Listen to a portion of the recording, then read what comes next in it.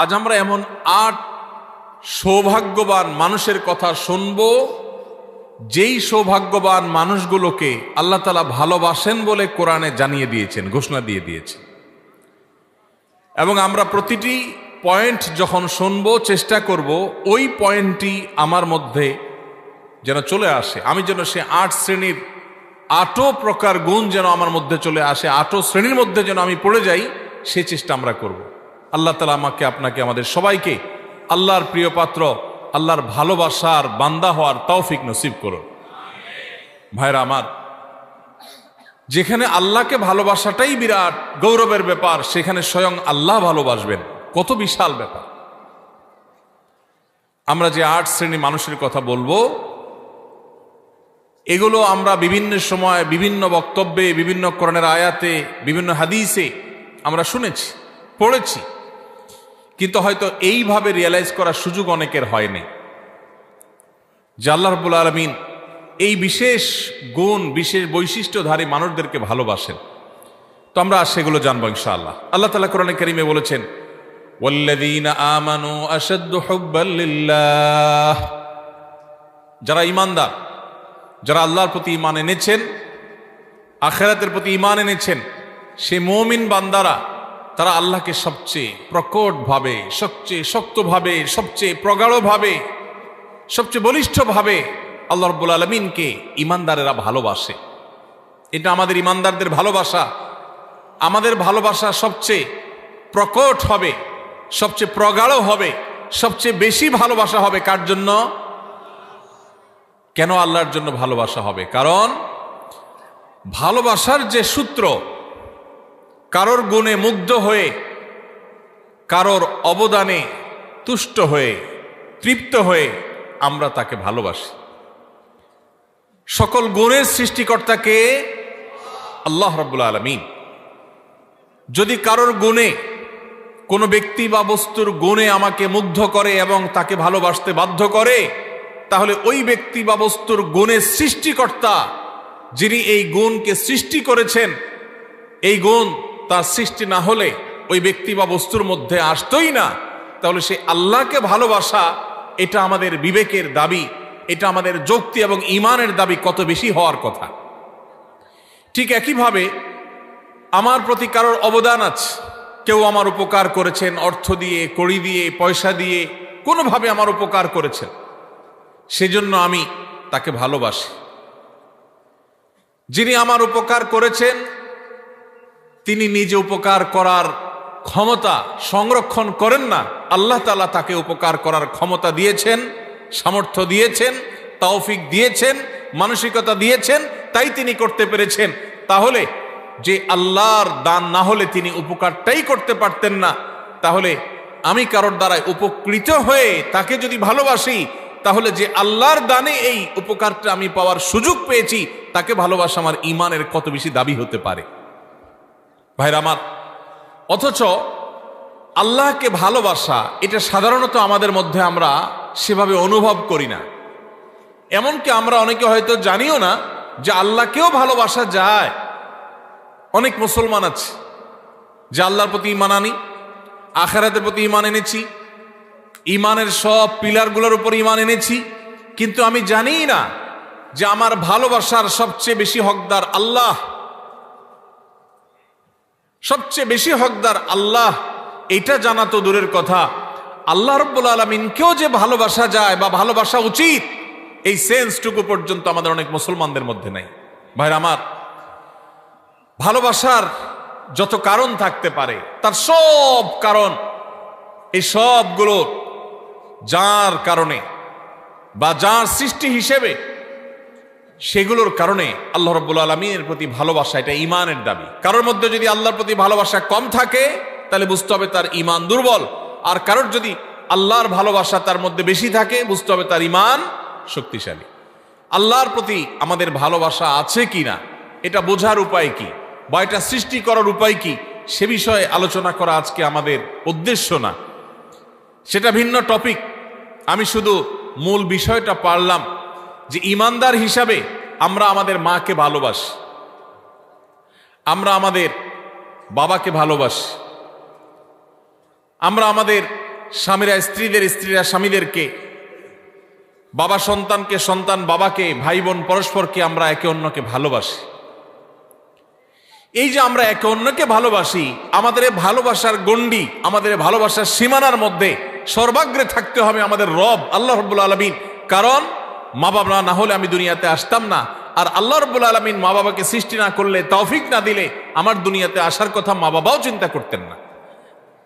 এই জন্য ভাই, আল্লাহ তাআলাকে আমাদের ভালোবাসতে হবে। আল্লাহর প্রতি ভালোবাসা, এটা যখন আল্লাহর নেয়ামত সম্পর্কে আমরা জানবো, আল্লাহর দান অনুদানগুলোর কথা, আল্লাহর নেয়ামত রাজির কথা যখন আমরা গবেষণা করব, ভাববো, স্বয়ংক্রিয়ভাবে আল্লাহর ভালোবাসা আমাদের মধ্যে চলে আসবে। আল্লাহ তাআলা আমাদেরকে আল্লাহর ভালোবাসা অন্তরের অন্তঃস্থলে সুগভীরভাবে স্থাপন করার তৌফিক নসিব করুন। ভাইরা আমার,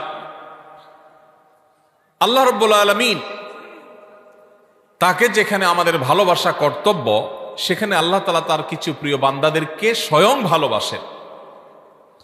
আপনার সাথে কোনো পাওয়ারফুল ব্যক্তির সাথে পরিচয় আছে, এটাই যেখানে আপনার জন্য গৌরবের ব্যাপার, সেখানে সে পাওয়ারফুল ব্যক্তি যদি আপনাকে ভালোবাসেন, আপনাকে পছন্দ করেন, স্নেহ করেন, তাহলে সেটা আপনার জন্য কত বড় গৌরবের ব্যাপার হতে পারে। আমরা কোনো প্রভাবশালী ব্যক্তির সাথে আমাদের সম্পর্ক থাকলে, পরিচয় থাকলে, আমরা গল্প দিতে পছন্দ করি, ঠিক না বে ঠিক? আছে না নাই? অমুক খালাতো ভাই, অমুক তালতো ভাই, অমুক ব্যয়, এসব গল্প দিতে আমাদের ভালো লাগে, কারণ লোকটা অনেক প্রভাবশালী। আর যদি স্বয়ং ওই লোকটাই বলে যে আমি অমুককে ভালোবাসি, আমার খুব পছন্দের, তাকে আমি অনেক লাইক করি, তাহলে এটা কত বড় গৌরবের বিষয় হতে পারে। আল্লাহ রাব্বুল আলামিন কোরআনে হাকিমে এইরকম ভালোবাসার, আল্লাহর পছন্দের মানুষগুলোর কথা বলেছেন। আল্লাহর পছন্দের মানুষের তালিকায় আসার জন্য সর্বাগ্রে যে বিষয়টি থাকতে হবে, তাহলে ঈমান। ঈমান না থাকলে কখনো আল্লাহর প্রিয় পাত্র হওয়ার সুযোগ নেই। ঈমানদারদের মধ্যে যে ৮ শ্রেণী মানুষকে আল্লাহ তাআলা ভালোবাসেন বলে কোরআনে জানিয়েছেন, তার মধ্যে থেকে সর্বপ্রথম এবং প্রধান শ্রেণী হলেন ওই মানুষগুলো যারা মুহসিন। যারা কি? মুহসিন। মুহসিন শব্দের অর্থ হলো যারা সৎকর্ম করে, ভালো কাজ করে, অন্যের প্রতি অনুগ্রহ করে, ইহসান করে। খুঁটে খুঁটে কোথায় ভালো কাজ আছে সে সেখানে চলে যায়, কোন কাজটা ভালো সে সেই কাজটা করে, কারোর প্রতি অনুগ্রহ করার সুযোগ আসলে সে সেই সুযোগ হাতছাড়া করে না। এই লোকটাকে বলে মুহসিন। আল্লাহ রাব্বুল আলামিন কোরআনে হাকিমের অন্তত 4 জায়গায় এই একই কথা আল্লাহ তাআলা তাঁর ভাষায় তিনি ব্যক্ত করেছেন, প্রকাশ করেছেন। সূরা বাকারা 165 নম্বর আয়াত, সূরা আলে ইমরান 134 নম্বর আয়াত, একইভাবে সূরা আলে ইমরান 148 নম্বর আয়াত, সূরা মায়েদা 93 নম্বর আয়াত। এই 4 জায়গায় আল্লাহ রাব্বুল আলামিন একই কথা বলেছেন। সূরা বাকারা আল্লাহ বলেছেন, ওয়া আহসিনু ইন্নাল্লাহা ইউহিব্বুল মুহসিনিন। ঈমানদারদেরকে আল্লাহ তাআলা নির্দেশ করে বলছেন, তোমরা ভালো কাজ করো, কারণ ভালো কাজ যারা করে, নেকামল যারা করে, সওয়াবের কাজ যারা করে, এই মানুষগুলোকে আল্লাহ তাআলা ভালোবাসেন। সুবহানাল্লাহ। নেকামলকারীদেরকে আল্লাহ তাআলা ভালোবাসেন। ইহসানকারী, যে অন্যের প্রতি অনুগ্রহ করে, মানুষ তো মানুষ, পশু পাখির প্রতিও ইহসান করে, অনুগ্রহ করে, উপকার করে, মানুষের কল্যাণ পৌঁছায়, মানুষের একটা কাজ করে দেয়, পারলে একজনের সহযোগিতা করে দেয়, এই ইহসানকারী মানুষগুলোকে আল্লাহ তাআলা ভালোবাসেন। এই ভালোবাসার কথা আল্লাহ এক জায়গায় না, অন্তত একই কথা 4 জায়গায় আল্লাহ তাআলা রিপিট করেছেন, ওয়াল্লাহু ইউহিব্বুল মুহসিনিন। আল্লাহ রাব্বুল আলামিন ইহসানকারীদেরকে, সৎকর্ম সম্পাদনকারীদেরকে, ভালো কাজ খুঁটে খুঁটে যারা করে সেই মানুষদেরকে আল্লাহ তাআলার বান্দা, এমনকি আল্লাহর যে কোনো সৃষ্টির প্রতি যারা অনুগ্রহ করে, যাদের মনের মধ্যে মায়া আছে, যারা শক্ত হৃদয়ের না, যারা মানুষের প্রতি অবিচার করে না, জুলুম করে না, পারলে অনুগ্রহ করে, মায়া করে, দয়া করে, ভালোবাসে। মানুষ তো মানুষ, আপন তো আপন, এমনকি শত্রুর প্রতিও সে অবিচার করে না, পারলে অনুগ্রহ করে। এই মানুষগুলোকে আল্লাহ তাআলা ভালোবাসেন। ভাইরা আমার, তাহলে আমরা আল্লাহর ভালোবাসার মানুষগুলোর প্রথম শ্রেণীর সাথে পরিচিত ইতোমধ্যে হয়ে গেলাম। তারা হলো যারা খুঁজে খুঁজে সব নেকামল ভালো কাজগুলো করে, বিশেষ করে আল্লাহর সৃষ্টি একটি একটি করে খুঁজে সবার সাথে অনুগ্রহ করে, মায়া করে, দয়া করে, ইহসান করে, আমরা সেই কাতারে শামিল হওয়ার চেষ্টা করব তো ইনশাআল্লাহ। হে আরশে আজিমের মালিক, আপনি আমাদের সবাইকে মুহসিনদের কাতারে, আপনি যাদেরকে ভালোবাসেন বলে কোরআনে ঘোষণা দিয়েছেন, আল্লাহ আমরা যেন সেই মানুষদের কাতারে শামিল হতে পারি সেই তৌফিক নসিব করেন। আজকের এই মাহফিল থেকে আমরা ভাই নিয়ত করে নেই, যখনই কোনো ভালো কথা শুনবো সবার আগে আমল করব। যখনই কোনো ভালো কথা জানবো সবার আগে সেটা বাস্তবায়ন করব।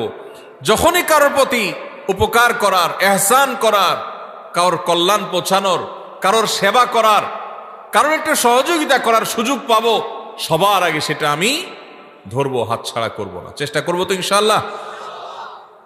স্বার্থপরতার এই যুগে, স্বার্থান্ধের এই যুগে প্রত্যেকটা মানুষ নিজের স্বার্থ নিয়ে ভাবে, কারোর উপকারের কথা সাধারণত চিন্তা করে না। এমন স্বার্থান্ধ হয়ে গেছি আমরা আজ, এখন প্রবাদী হয়ে গেছে, আগে বাঁচলে বাপের নাম, নিজে বাঁচলে বাপের নাম। নিকৃষ্টতম একটা প্রবাদ আমাদের বাংলা ভাষায় প্রচলিত, নিকৃষ্টতম প্রবাদ, নিজে বাঁচলে বাপের নাম। এটা সেলফিশদের প্রবাদ, এটা কোনো মুসলমানের প্রবাদ নয়, এটা কোনো ভালো মানুষের প্রবাদ হতে। নিজে বাঁচলে অর্থাৎ আমারটা ঠিক থাকলে 16 আনা, তারপরে এবার বাপের চিন্তা করব, অন্যের চিন্তা করব। এটা কি ভালো মানুষের কথা না স্বার্থপরের কথা? আমরা সেই সাহাবীদের রুহানি সন্তান, আমরা সেই নবীর উম্মত যেই নবী নিজের চিন্তা পরে করতেন, মানুষের চিন্তা আগে করতেন। আমরা কি নিজের চিন্তা আগে করব না মানুষের চিন্তা আগে করব? যে বলে নিজে আগে বাঁচলে বাপের নাম, নিজে বাঁচলে বাপের নাম, তার এই কথার মধ্য দিয়ে সে মূলত তার স্বার্থপরতার কথার বার্তা দিয়েছে, ইঙ্গিত দিয়েছে। একজন মুসলমান তিনি তার জীবন বিপন্ন করে হলেও, তার জীবন বাজি রেখে হলেও আগে তার বাপকে বাঁচানোর চেষ্টা করবে, ঠিক না ঠিক? আপনার জীবন আপনার বাপের জীবন, দুইটার যে কোনো একটা টিকবে আপনি যদি এটা জানেন। আপনি আপনার মা, দুইজনের যে কোনো একজন বাঁচতে পারবেন যদি আপনি জানেন। আপনি যদি নিজেরটা বাঁচানোর চিন্তা করেন, মারটার বাঁচানোর চিন্তা না করেন, আপনি কি সুসন্তান না কুসন্তান? তাহলে বোঝা গেল স্বার্থপর এটা কখনো ভালো মানুষের চরিত্র নয়। একজন ভালো মানুষের চরিত্র হলো তিনি কিভাবে অন্যের উপকার করবেন।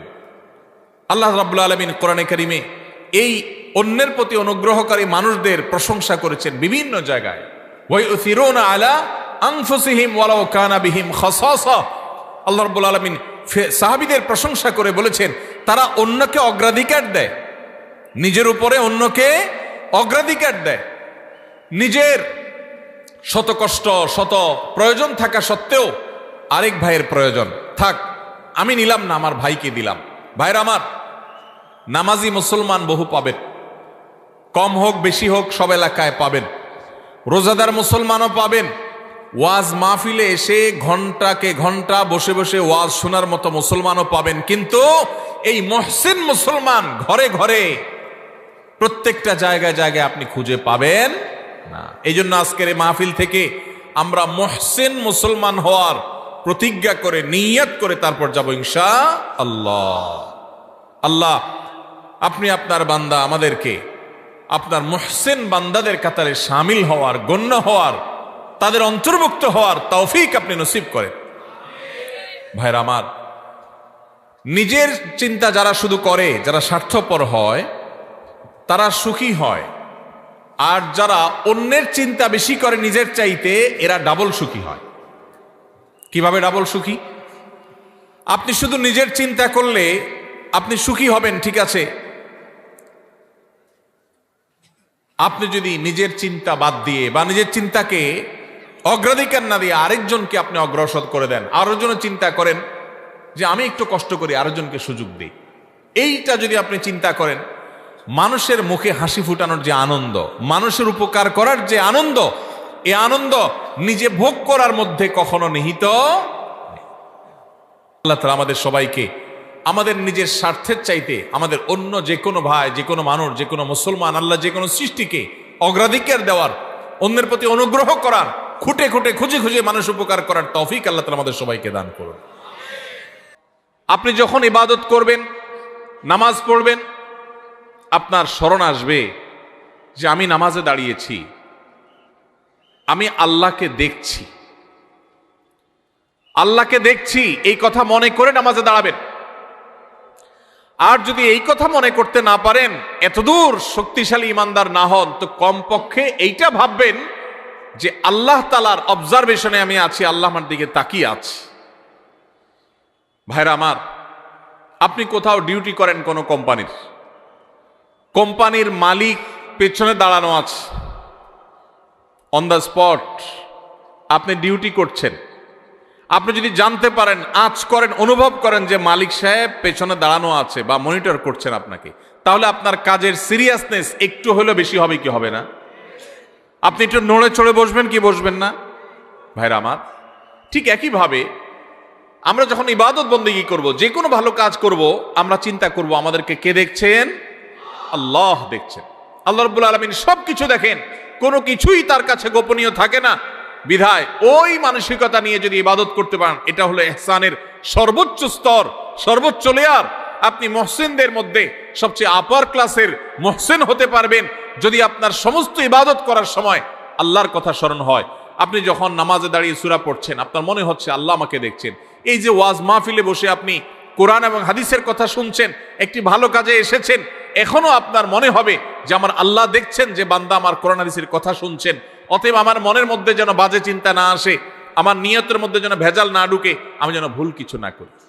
আল্লাহ তাআলা আমাদের সবাইকে এইভাবে আমাদের সমস্ত আমলগুলোকে ইহসানের সর্বোচ্চ স্তর দিয়ে সাজিয়ে মুহসিনদের সবচেয়ে আপার ক্লাসে পৌঁছার তৌফিক নসিব করুন।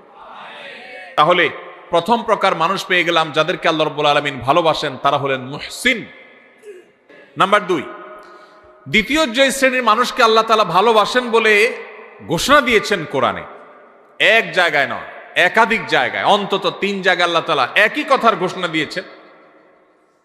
সেই মানুষগুলো হলেন মুত্তাকিরা। কারা? মুত্তাকিগণ। মুত্তাকিদেরকে আল্লাহ রাব্বুল আলামিন ভালোবাসেন বলে আল্লাহ তাআলা জানিয়ে দিয়েছেন। তাহলে আমরা মুহসিন হওয়ার চেষ্টা করব, আবার একাধারে মুত্তাকি হওয়ারও চেষ্টা করব ইনশাআল্লাহ। মুহসিনের পরিচয় তো আমরা জানলাম। মুত্তাকি কাকে বলে ভাই? মুত্তাকি বলা হয় ওই ব্যক্তিকে, যেই ব্যক্তি আল্লাহর ভয়ের চেতনা, আল্লাহর সামনে তাকে দাঁড়াতে হবে। দুনিয়ার এই জীবন এক সময় শেষ হবে, এই সংসার এক সময় ভাঙবে এবং তাকে আল্লাহর সামনে যেতে হবে, দাঁড়াতে হবে। ওই কথা চিন্তা করে আল্লাহর সব আদেশগুলো মেনে চলে, নিষেধগুলো থেকে বেঁচে থাকে। কেন? একটা সুপ্ত চেতনার ভিত্তিতে। সেই চেতনার নাম হলো তাকওয়ার চেতনা, আল্লাহ ভীতির চেতনা। এই চেতনা তাকে পরিচালিত করে। সে একটা মন্দ কাজ করার সুযোগ পায়, কিন্তু সে করে না। কেন? তার অন্তরে সুপ্ত সেই তাকওয়ার চেতনা তাকে বাধা দেয় যে আল্লাহ না দেখছেন, আল্লাহ না নিষেধ করেছেন, এই কাজ করলে না আল্লাহ জাহান্নামে শাস্তি দিবেন, এই ভয়ে সে কাজ করে না। এর নাম তাকওয়া। যেই চেতনা, যেই শক্তি, যেই সুপ্ত ঈমানের নূর মানুষকে ফজরের সময় কনকনে শীতের দিনে মসজিদে নিয়ে যায়, যেই সুপ্ত চেতনা সুদ এবং ঘুষের কারবার, দুর্নীতি, অপশাসন করার ক্ষমতা থাকা সত্ত্বেও আল্লাহর ভয়ে আল্লাহর সামনে দাঁড়াতে হবে, সেই ভয়ে, সেই কথা চিন্তা করে সেই অন্যায় কাজ থেকে বিরত রাখে, ওই চেতনার নাম হলো তাকওয়া। আর ওই চেতনা যার বক্ষে আছে, যার অন্তরে আছে, তার নাম হলো মুত্তাকি। তার নাম হলো কি ভাই? মুত্তাকি। নবী করিম সাল্লাল্লাহু আলাইহি সাল্লামের একজন আদরের সাহাবী অত্যন্ত চমৎকার ভাবে তাকওয়া এবং মুত্তাকির পরিচয় দিয়েছেন। সেটা হলো, একজন মানুষ একটা জায়গায় আছেন, তিনি আরেকটা জায়গায় যাবেন। এই জায়গায় যেতে গিয়ে মাঝখানে একটা জায়গা পড়বে, এখানে সব কাঁটাওয়ালা গাছ, যে গাছের কাঁটা নিচে পড়ে পড়ে পড়ে ভরে গেছে। এই লোকটা যখন এই জায়গাটা পার হবে, ওই কাঁটাওয়ালা জায়গাটা পার হওয়ার সময়, যেহেতু কণ্ঠকাকীর্ণ জায়গা, চতুর্পাশে কাটা আর কাটা, তখন এই লোকটা পার হওয়ার সময় খুব সতর্কতার সাথে পার হবে। পা ফেলার সময় যেখানে কাটা নাই দেখে ওখানে পা দিবে, আবার কোথায় কাটা নাই ওখানে আরেক কদম দিবে, এভাবে সে আগাবে। এত কিছুর পরও যদি কখনো তার পায়ে কাটা লেগে যায়, দ্রুততার সাথে সেটা বের করে সামনে আরো বেশি সতর্ক হয়ে সে হাঁটবে। ঠিক একইভাবে দুনিয়াতে আমরা এসেছি, আল্লাহ তাআলা আমাদেরকে এখান থেকে পার করে এই জীবনকে আল্লাহর কাছে নিয়ে যাবেন, আখিরাতে আমরা যাব। এখানে বহু কাঁটা বিছানো আছে ভাই, হারামের কাঁটা, অশ্লীলতার কাঁটা, অন্যায়ের কাঁটা, দুর্নীতির কাঁটা, চুরির কাঁটা, ডাকাতির কাঁটা, মিথ্যা কথা বলার কাঁটা, হাজারো হারাম কাঁটা এখানে বিছানো আছে। ইমানদার এই কাঁটাগুলো থেকে বাছাই করে করে তিনি পা ফেলবেন। যেখানে মিথ্যা নেই সেখানে আছেন, যেখানে চুরি নেই সেখানে আছেন, যেখানে ডাকাতি নেই সেখানে আছেন, এভাবে করে করে তিনি জীবন পার করবেন। এরপরেও যদি কখনো তার গুনাহ হয়ে যায়, কাঁটা পড়ে যায়, তখন সে কাঁটা ফেলে তওবা করে আবার নতুন করে আরো বেশি সংকল্প করে শক্তিশালী তওবা করে সে সামনে হাঁটবে। এই যে চেতনা, এই যে গুনাহ থেকে বাঁচার চেষ্টা, এটার নাম হলো তাকওয়া। আর এই যে চেষ্টা যারা করে তাদের নাম কি? মুত্তাকি। আল্লাহ রাব্বুল আলামিন মুত্তাকিদেরকে ভালোবাসেন, মুত্তাকিদেরকে আল্লাহ তাআলা পছন্দ করেন, যারা হারাম থেকে বাঁচার জন্য এইরকম চেষ্টা করে। ভাইরা আমার, এই একই নির্দেশ আল্লাহ রাব্বুল আলামিন একই কথা একাধিক জায়গায় বলেছেন যে তিনি মুত্তাকিদেরকে ভালোবাসেন। তাহলে আমাদের সমাজে আপনি ডানে বামে খোঁজ করলে দেখবেন কিছু লোক আছে আপনার মসজিদে নামাজ পড়ে, আপনার এলাকায় বসবাস করে, হারামের ধারে কাছে নাই, হারাম দেখলে সে সেখান থেকে চলে যায়, আছে না নাই? যারা যুবক আছেন, কিছু কিছু বন্ধু বান্ধব আছে, দেখবেন যে বন্ধুরা সবাই মিলে কোনো অপকর্ম করবে, সেখানে হয়তো দুই একজন বন্ধু বলে না দোস্ত আমি এখানে যাব না, আমি এই কাজ করব না, সে সেখানে যাইতে চায় না, আছে না নাই? এটাকে বলা হয় মুত্তাকি। যাদের সুপ্ত চেতনা তাদেরকে আল্লাহর ভয়ে অন্যায় থেকে বিরত রাখে, তার সুযোগ আছে, শক্তি আছে, সামর্থ্য আছে, পার্থিব কোনো কারণে নয়, শুধু আল্লাহ ভীতির চেতনার কারণে সে হারাম থেকে বেঁচে থাকার জন্য সংগ্রাম করে, এই লোকটাকে বলা হয় মুত্তাকি। এই লোকটাকে কোনো সিসি ক্যামেরা দ্বারা মনিটরিং করতে হয় না, তার বক্ষে অবস্থিত তাকওয়ার চেতনাই তাকে মনিটর করে, তাকে পাহারাদারি করে। আল্লাহ রাব্বুল আলামিন আমাদের সবাইকে মুত্তাকিদের কাতারে শামিল হওয়ার তৌফিক নসিব করুন। সবাই মুত্তাকি হওয়ার জন্য চেষ্টা করব তো ইনশাআল্লাহ। তাহলে দ্বিতীয় শ্রেণীর মানুষ পাইলাম। আপনার সমাজে, আপনার আশেপাশে যদি দেখেন এমন মানুষ, আল্লাহর ভয়ে তারা হারামের কাছে যায় না, আল্লাহর ভয়ে তারা হালাল ছাড়ে না, ফরজ কাম ছাড়ে না, ওয়াজিব কাম ছাড়ে না, এইরকম মানুষ যদি খুঁজে পান, তাহলে বুঝে নিবেন এই লোকটা সেই মানুষ যাকে আল্লাহ ভালোবাসেন, এবং আপনিও চেষ্টা করবেন সেই কাতারে যাওয়ার। তাহলে আল্লাহ যাদেরকে ভালোবাসেন তাদের মধ্যে দ্বিতীয় প্রকার হলেন মুত্তাকিরা। নাম্বার 3, তৃতীয় প্রকার মানুষ যাদেরকে আল্লাহ ভালোবাসেন তারা হলেন সেই মানুষেরা যাদের মধ্যে ন্যায় বিচার আছে, যারা ইনসাফ করে, যারা মানুষের প্রতি অবিচার করে না, যারা ন্যায়নিষ্ঠ আচরণ করে, অন্যায় অবিচার করে না। কোরআনে কারিমে যে 2-3টি নির্দেশ সবচেয়ে বেশি সংখ্যকবার আল্লাহ তাআলা দিয়েছেন, বারবার দিয়েছেন, বিভিন্ন জায়গায় দিয়েছেন, সেই কয়েকটা নির্দেশের মধ্য থেকে একটা হলো এই নির্দেশটা, যেন একজন মানুষ তিনি যেন ইনসাফ করে চলেন, তার জীবনে যেন ন্যায় বিচার থাকে, তার মধ্যে যেন জুলুমের মানসিকতা না থাকে, অবিচার করার মানসিকতা যেন না থাকে। আপনারা হয়তো অনেকে বলবেন এটা আবার আমাদের সাথে খুব বেশি প্রাসঙ্গিক কিভাবে? যারা জাজ, যারা বিচারপতি, তারা তাদের ওই চেয়ারে বসে তারা ন্যায় বিচার করবেন কি করবেন না, বা যারা যখন শাসনভার যাদের দায়িত্বে থাকে, কাঁধে থাকে, ক্ষমতায় থাকে, তারা ন্যায় বিচার করবেন কি করবেন না, এই প্রশ্ন আসতে পারে। আমরা সাধারণ মানুষ, আমাদের ন্যায় বিচার প্রশ্ন কোত্থেকে? অনেকে হয়তো এটা মনে করবেন। ভাইরা আমার, আমাদের প্রত্যেকটা মানুষের জীবনে ন্যায় বিচার করার প্রসঙ্গ আসে কিভাবে? আপনি যদি আপনার জীবনে কখনো একটা নির্দোষ মানুষকে দোষী বলেন, লোকটার আসলে কোনো দোষ নাই, কেউ একজন ফেসবুকে তার নামে একটা বদনাম উঠাই দিছে, আপনিও সেটা শেয়ার করে তার বদনামি করছেন, তাহলে এটা কি তার প্রতি সুবিচার হলো না অবিচার হলো? এই অবিচারটা আমাদের দ্বারা হয় কি হয় না? হয়। ঠিক একইভাবে আমাদের আশেপাশে অসংখ্যবার সকাল থেকে রাত পর্যন্ত আমরা দেখা যায় আমরা অবিচার করি, আমরা টেরও পাই না। আল্লাহ রাব্বুল আলামিন আমাদেরকে বারবার করে বলেছেন ঈমানদার কখনো অবিচারকারী হতে পারে না, ঈমানদার কখনো ন্যায় ভ্রষ্ট কাজ করতে পারে না, ঈমানদারকে ন্যায়সঙ্গত আচরণ করতে হয়, কখনো ন্যায় থেকে সে সরতে পারে না। আপনি দোকানদার মানুষ, আপনি মুদি দোকানদারি করেন, কাস্টমারকে দেশি মসুর ডাল দেওয়ার কথা বলে সাথে ইন্ডিয়ান মশারি মিশিয়ে দিলেন, এটা কি তার প্রতি সুবিচার করলেন না অবিচার করলেন? দাম নিলেন দেশি মশারির, দিলেন ইন্ডিয়ানটা মিশায়া। মশারি ইন্ডিয়ানটার দাম বেশি না দেশিটার দাম বেশি? যেটার দাম বেশি ওইটার টাকা নিলেন আর কম দামাটার সাথে মিশাই দিলেন। ন্যায় বিচার হলো না অবিচার হলো? তার যা হক সেটা দেয়া হয়েছে না নষ্ট করা হয়েছে? ভাইরা আমার, আপনি কাস্টমার, দোকানদার না।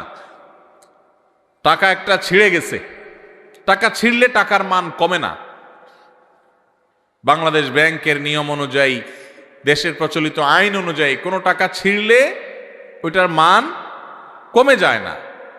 কিন্তু যেভাবেই হোক আমাদের সমাজে কারোর কাছে ছেঁড়া টাকা থাকলে সে ওই টাকা চালাইতে খবর আছে, কারণ কেউ ছেঁড়া টাকা নিতে চায় না।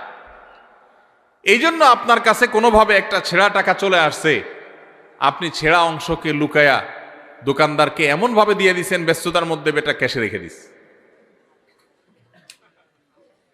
সুবিচার হলো নাকি অবিচার হলো? দোকানদার আপনাকে জিনিসটা দিছে ভালো, আপনি টাকাটা দিছেন এমন টাকা যে টাকা নিয়ে তার ভেজালে পড়া লাগবে, তাহলে কি সুবিচার হয়েছে না অবিচার হয়েছে? একজন মানুষ,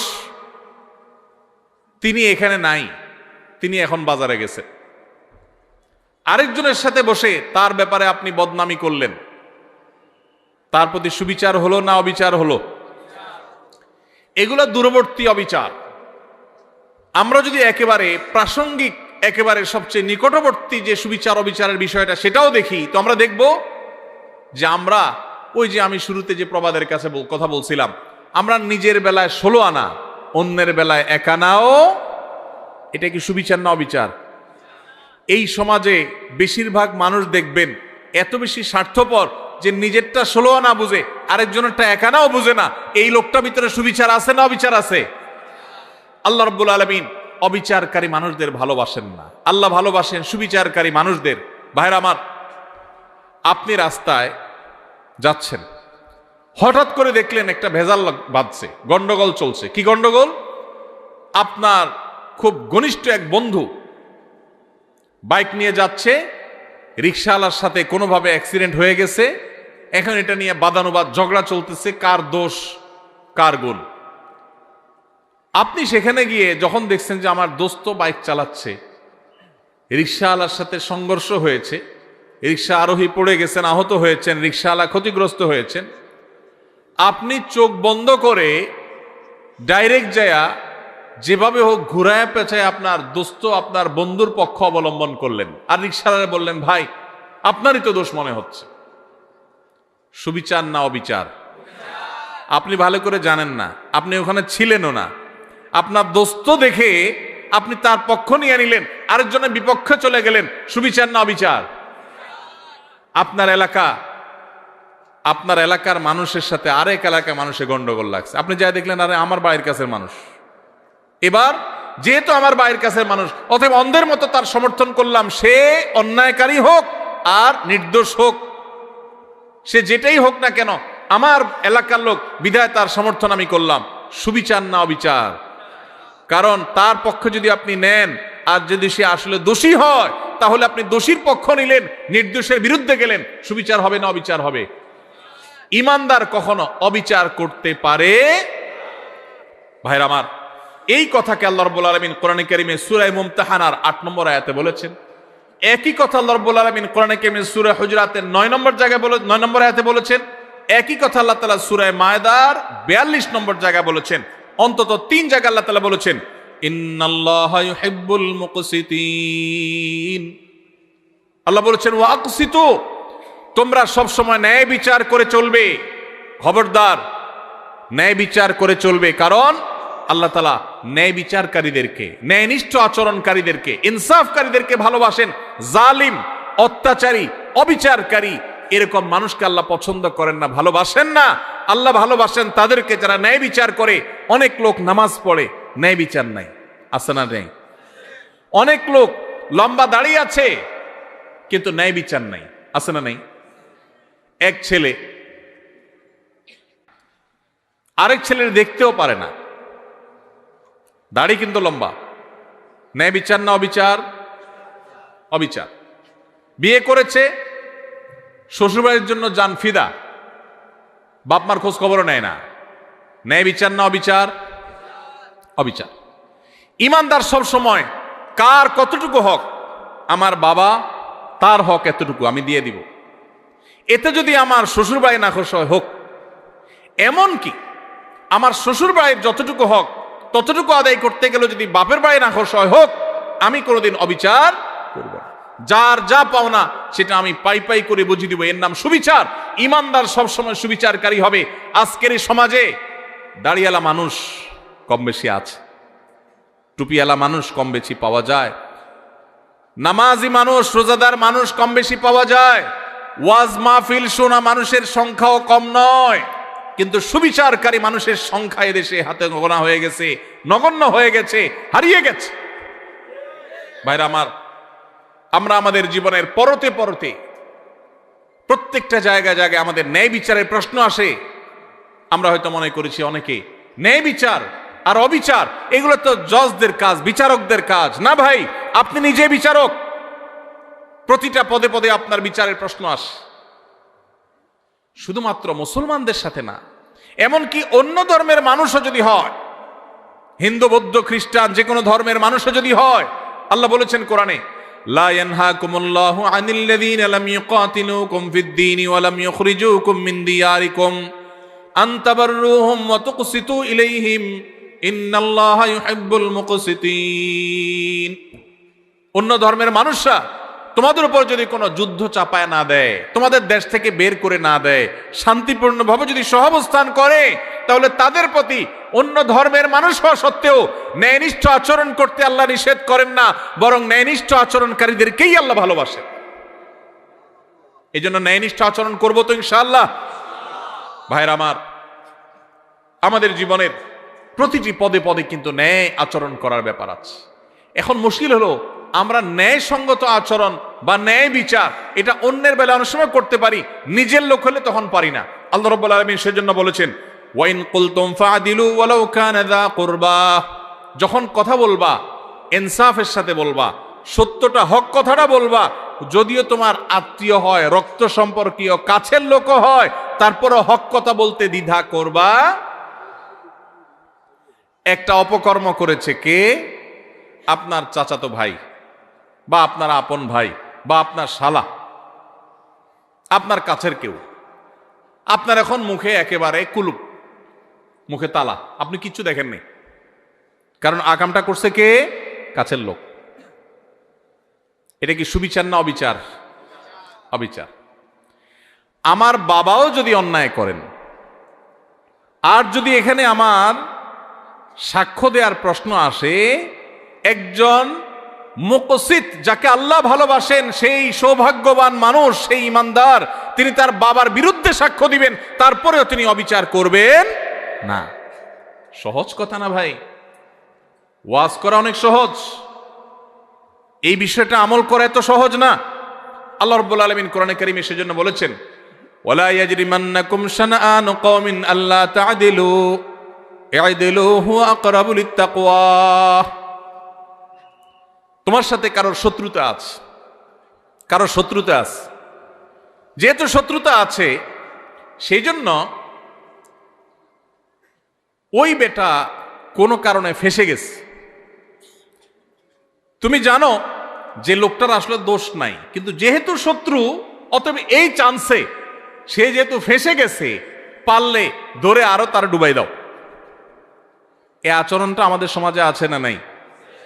রাজনৈতিক দ্বন্দ্ব আছে, আপনি এক দল করেন, সে আরেক দল করে, যেভাবে হোক সে ফেঁসে গেছে, আসলে সে দোষী না, আপনি জানেন। দোষী হলে তো ভিন্ন কথা, মনে করেন সে দোষী না, এটা আপনি জানেন, যেহেতু তার সাথে আপনার রাজনৈতিক দ্বন্দ্ব আছে এবং সে ফেঁসে গেছে, তার নামে একটা বদনাম উঠে গেছে, তাহলে এবার এই চান্সে আপনিও ঢোল পিটাইয়া তার বদনামে আরো বাড়ায় দিলেন। সুবিচার না অবিচার? আল্লাহ এই কথা বলেছেন, ওয়ালা ইয়াজরিমান্নাকুম শানাআনু কওমিন আল্লা তা'দিলু। খবরদার, কারোর সাথে তোমার শত্রুতা থাকতে পারে, ভিন্ন মত থাকতে পারে, ভিন্ন চিন্তা থাকতে পারে, মতবিরোধ থাকতে পারে, মতপার্থক্য থাকতে পারে, তোমার সাথে যত শত শত্রুতা থাকুক না কেন, শত্রুতার কারণে তার প্রতি জুলুম যেন না হয়। হক কথা শত্রুর পক্ষেও যদি যায়, সেটা বলতে তোমার দ্বিধা করা যাবে না।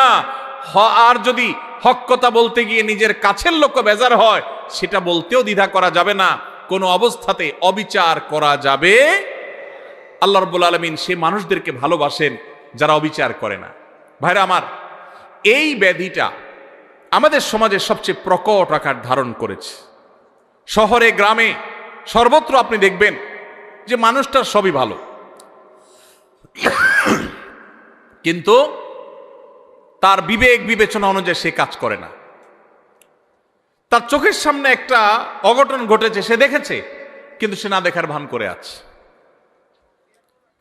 শুধুমাত্র পক্ষের লোক যদি হয় তো উল্টাপাল্টা হইলে ওইটাকে লেপসেপ দিয়ে, ওইটাকে জোড়া তালে দিয়ে ভালো করার চেষ্টা।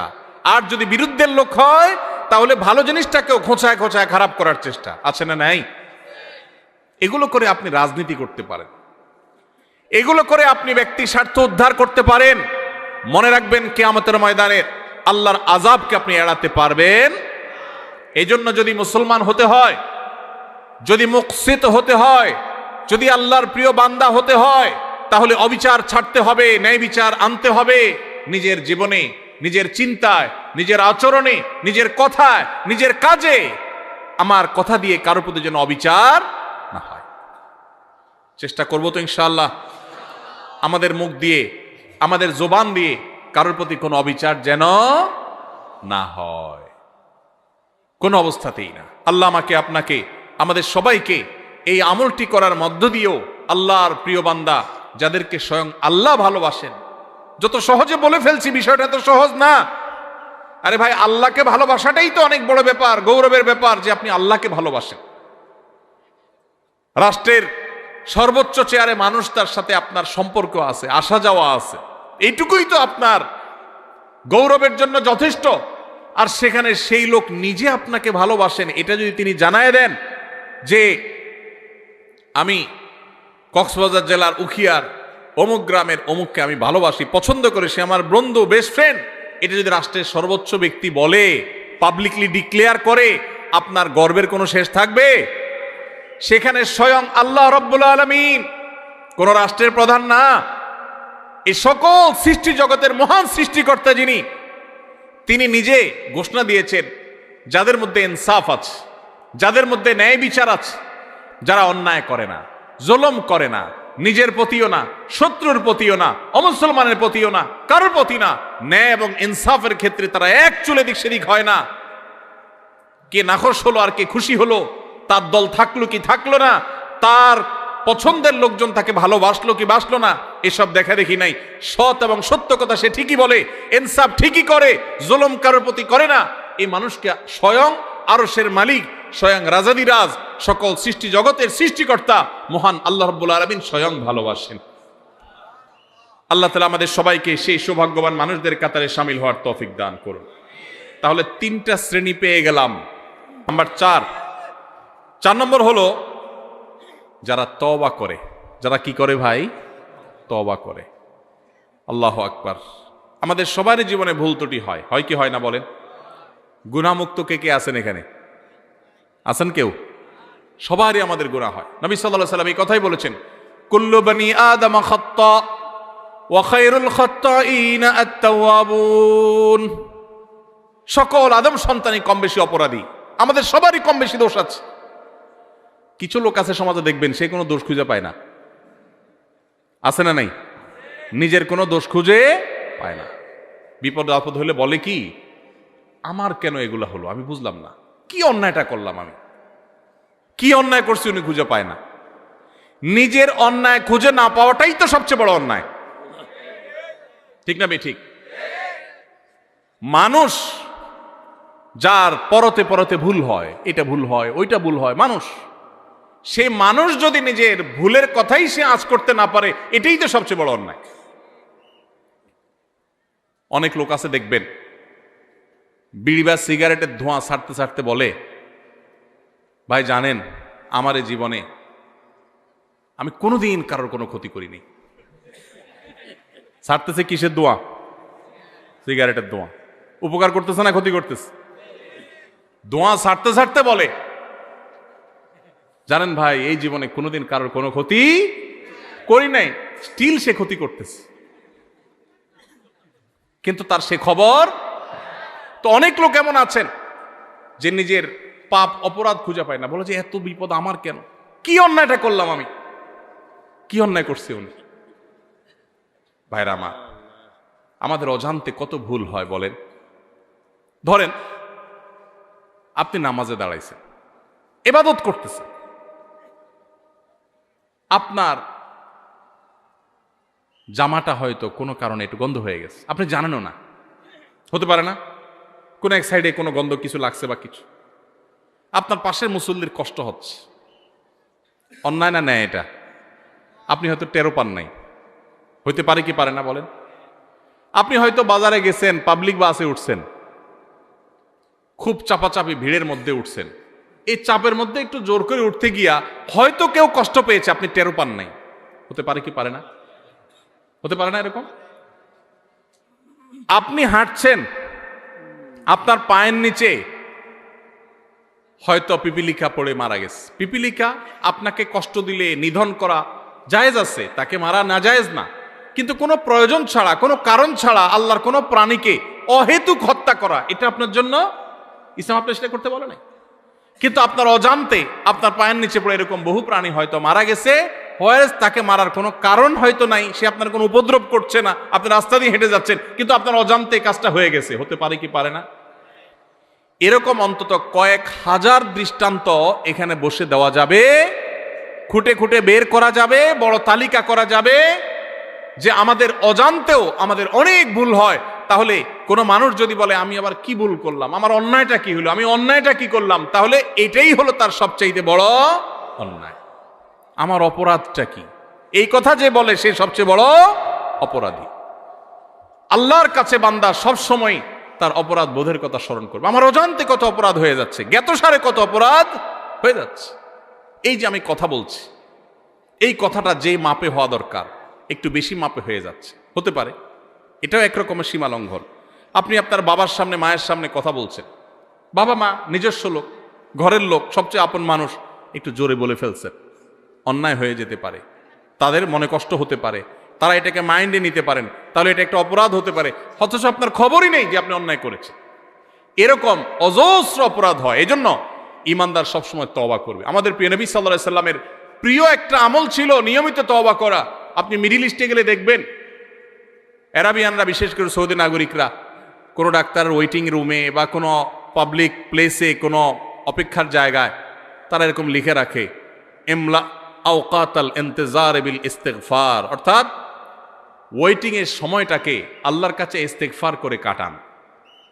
ভাইরা আমার, এই জন্য নবী সাল্লাল্লাহু আলাইহি সাল্লাম নিয়মিত প্রতিদিন ইস্তিগফার করতেন, কমপক্ষে 70 বার, সম্ভব হলে আরো বেশি সংখ্যক বার আমরা ইস্তিগফার করার চেষ্টা করব। আল্লাহ আমাদের সবাইকে তৌফিক দান করুন। ইস্তিগফারের চেতনা হলো আল্লাহর কাছে নিজের অপরাধের কথা স্মরণ করে ক্ষমা চাওয়া, যে আল্লাহ আপনি মাফ করে দেন, আল্লাহ আমি আর গুনাহ করব না, আল্লাহ আমার অজান্তে ভুল হতে পারে, জ্ঞাতসারে ভুল হতে পারে, আল্লাহর কাছে মাফ চাওয়া। আল্লাহর কাছে মাফ চাওয়ার একটা মজা আছে ভাই। মানুষের কাছে মাফ চাইলে আপনার মনটা দেখবেন খারাপ হয়ে গেছে। একজনের কাছে আপনার ছোট হওয়া লাগছে, সে আপনার বলছে এখন মাফ চাবি, জোর করে আপনার মাফ চাওয়াইছে, আপনার কাছে ভালো লাগবে না খারাপ লাগবে? যে কোনো মানুষের কাছে, কারোর কাছে কেউ মাফ চাইতে ভালো লাগে না। কিন্তু আপনি আল্লাহর কাছে একটু মাফ চেয়ে দেখেন, চোখের পানি ফেলে, আল্লাহ আমার ভুল হয়েছে, আপনি মাফ করে দেন, আল্লাহ আপনি আমাকে মাগফিরাত নসিব করেন। আপনি যদি আল্লাহর কাছে মাফ চান, চোখের পানি ফেলেন, আল্লাহর শপথ, পৃথিবীর বহু সুখ, বহু তৃপ্তির চাইতে বেশি তৃপ্তিদায়ক হবে আল্লাহর কাছে মাফ চাওয়ার মুহূর্তগুলো। সালহাতু সাঙ্গেবুদি দিল খারাস, আজ মুদে এক জামানা খাকে বাস। পাথর হয়ে তো বহুকাল ছিলে ভাই, একটু আল্লাহর কাছে চোখের পানি ফেলে একটু দোয়া করে কেঁদে কেটে দেখো, আল্লাহ আপনি আমাকে মাফ করে দেন, আল্লাহ কত ভুল করেছি আপনি ক্ষমা করে দেন। এই ক্ষমা চাওয়ার মধ্যে যে তৃপ্তি আছে, পৃথিবীর বহু ভোগের মধ্যে সেই তৃপ্তি নাই। এই জন্য আল্লাহ ভালোবাসেন সেই মানুষগুলোকে যারা তওবা করে। তওবা কি? তওবা হলো রুট চেঞ্জ, রাস্তা পরিবর্তন। আপনি যাচ্ছেন জাহান্নামের দিকে, আপনি সেটা চেঞ্জ করে জান্নাতের রুটে উঠে গেলেন। ভুল পথে চলছিলেন, সেটা ছেড়ে এখন সঠিক পথে চলে আসছেন, এটার নাম কি ভাই? তওবা। নামাজ পড়তাম না, এখন নামাজ শুরু করেছি। খারাপ বন্ধুর সাথে চলতাম, এখন আর চলি না, ভালো বন্ধুর সাথে চলি। অন্য মেয়েদেরকে টিজ করতো যে বন্ধুরা, তাদের সাথে আড্ডা দিতাম, এখন আর সেদিকে যায় না। আল্লাহর ভয়, আল্লাহর সামনে দাঁড়াতে হবে, আল্লাহ শাস্তি দিবেন, পাকড়াও করবেন, ছাড় দিবেন না, সেই ভয় আমি সেই জায়গা থেকে সরে আসছি, এখন ভালো বন্ধুর সাথে চলি। এর নাম তওবা। তওবা শুধু মুখে আস্তাগফিরুল্লাহ ওয়া আতুবু ইলাইহি বলার নাম নয়, তওবা একটা আচরণের নাম, তওবা একটা স্বভাবের নাম, তওবা একটা অ্যাটিটিউডের নাম, তওবা একটা অ্যাপ্রোচের নাম। তওবা হলো আমার অবস্থান পরিবর্তন করার নাম, নিজেকে পরিবর্তন করতে হয়। ভাইরে, জীবনে একটা সময় পরিবর্তন করা লাগে। বয়স যার যেটুকু হয়েছে, জীবনের মূল্যবান সময় অনেকখানি পার হয়ে গেছে, আর কত? এখনই আসুন তওবা করি। আলাম ইয়ানিল্লাযীনা আমানু আন তাখশা কুলুবুহুম লিযিকরিল্লাহ। ইমানদারদের কি এখনো সময় হয়নি যে আল্লাহর স্মরণ হয়ে আল্লাহর সামনে দাঁড়াতে হবে? সেই কথা চিন্তা করে তাদের অন্তরটা বিগলিত হবে, অন্তরটা নরম হয়ে যাবে। আল্লাহর ভয়ে চোখের পানি ফেলে সে নিজের জীবনকে চেঞ্জ করবে, সে নিজের লাইফকে, রুটকে পরিবর্তন করবে। এই সময় কি এখনো আসে নাই? ভাইরা আমার, এই জন্য তওবা করতে হয়। কোনো একটা সময় এসে নিজেকে পরিবর্তন করতে হয়। আজকের এই মাহফিল থেকে আসুন পরিবর্তনের শপথ করে যাই, অঙ্গীকার করি, নিয়ত করি যে আমি আর খারাপের পথে যাব না, আমার জীবনে খারাপ কোনো কিছু আমি আর রাখতে দিব না, আমি নিজেকে পরিবর্তন করব, চেষ্টা করব তো ইনশাআল্লাহ। যদি এটা করতে পারেন, অটোমেটিক আল্লাহর ভালোবাসা পেয়ে যাবেন, অটোমেটিক আল্লাহর ভালোবাসা পাবেন। প্রসিদ্ধ একটি হাদিস আপনারা বারবার শুনেছেন হয়তো, নবী করিম সাল্লাল্লাহু আলাইহি সাল্লাম বলেছেন, আল্লাহর বান্দা, আল্লাহর বান্দা আল্লাহ অনেক ভালোবাসেন। এর মধ্যে কোন বান্দা যখন তওবা করে, গুনাহ করা থেকে ফিরে আসে, খারাপ কাজ থেকে সরে আসে, একে আল্লাহ কত ভালোবাসেন এটা বোঝাবার জন্য নবী সাল্লাল্লাহু আলাইহি সাল্লামের প্রসিদ্ধ একটা হাদিস আপনারা শুনেছেন। তিনি বলেছেন, একটা লোক সফরে বের হয়েছে। আজকালকার যুগের মতো সফর না, সেই শত শত হাজার বছর আগে মরুভূমিতে যেরকম জঙ্গলের ভিতর দিয়ে মানুষ সফর করতো, কোনো পথে কোনো দোকানপাট কিছু ছিল না, এরকম মরুভূমির মাঝখানে কোনো একটা গাছের নিচে তিনি যখন রেস্ট করার জন্য শুয়েছেন, যেই ঘোড়ায় করে যাচ্ছিলেন, ওই ঘোড়ার পিঠে তার খাবার দাবার পানি সব ছিল। ঘুম থেকে উঠে দেখেন ঘোড়া উধাও, নাই, রশি ছিঁড়ে নাই হয়ে গেছে। যতদূর চোখ যায় কোথাও কোনো মানুষ নাই, ঘোড়া তো নাই, কিছুই নেই। তো এই লোকটা অপেক্ষা করছে, একদিন, 2 দিন, 3 দিন, রাত যায়, দিন আসে, আর ঘোড়া আসার নাম নাই। আর এই মরুভূমিতে কোনো মানুষজনও নাই। তার এখন তৃষ্ণায় প্রাণ বের হওয়ার উপক্রম, ক্ষুধায় যান বের হওয়ার উপক্রম। আর কোথায় যাবে তার কোনো সীমারেখা নাই, শত শত হাজারো কিলোমিটার দুদু মরুভূমি। এরকম অবস্থায় লোকটা জীবনের আশা ছেড়ে দিছে, তাহলে আমার এখানেই বোধহয় মরে যেতে হবে। এই অবস্থা সে যদি গাছের সাথে হেলান দিয়ে বা যে কোনোভাবে চোখ বন্ধ করে বা রেস্ট করে, আর হঠাৎ করে দেখতে পায় তার সেই ঘোড়া আবার সব জিনিসপত্র পিঠে যেভাবে ছিল ওইভাবে আছে, আর সে হাজির হয়ে গেছে, এই লোকটা যতটা খুশি হবে, এবং খুশির চোটে সে আল্লাহ রাব্বুল আলামিন এর প্রশংসা করতে গিয়ে সে তার কথা পর্যন্ত পরিবর্তন হয়ে যাবে, ভুল বলে ফেলবে। এই লোকটা যেরকম আনন্দে আত্মহারা হয়ে যাবে, আল্লাহ তাআলার কোনো বান্দা যখন তার জীবনকে পরিবর্তন করার সিদ্ধান্ত নেয় যে আমি আর খারাপ বন্ধুর সাথে চলবো না, খারাপ পথে চলবো না, কারোর কষ্ট দিব না, গুনাহের পথে যাব না, বেনামাজি থাকবো না, সে যখন রুট চেঞ্জ করার সিদ্ধান্ত নেয়, তওবা করে, খারাপ পথ থেকে ভালো পথে ফিরে আসে, স্বয়ং আল্লাহ রাব্বুল আলামিন ঠিক একইভাবে তার এই তওবার কারণে আল্লাহ তাআলা খুশি হয়ে যান, আনন্দিত হন, তার প্রতি আল্লাহ তাআলা সন্তুষ্ট হয়ে যান। আর এই কথাটাকে আল্লাহ রাব্বুল আলামিন কোরআনে হাকিমের একাধিক জায়গায় আল্লাহ তাআলা ব্যক্ত করেছেন। সূরা বাকারা 222 নম্বর আয়াতে আল্লাহ রাব্বুল আলামিন বলেছেন, ইন্নাল্লাহা ইউহিব্বুত তাওয়াবিন ওয়া ইউহিব্বুল মুতাতাহহিরিন। যারা তওবা করে, যারা জীবনকে পরিবর্তন করে, আল্লাহ তাদেরকে ভালোবাসে। এই জন্য ভাই জীবন পরিবর্তন করবো তো ইনশাআল্লাহ।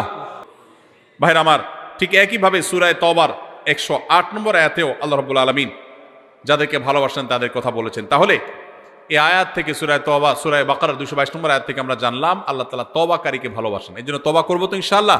তাহলে আল্লাহর ভালোবাসার চতুর্থ শ্রেণীর মানুষের পরিচয় পেলাম, তারা হলেন তওবাকারীরা। তারা কারা?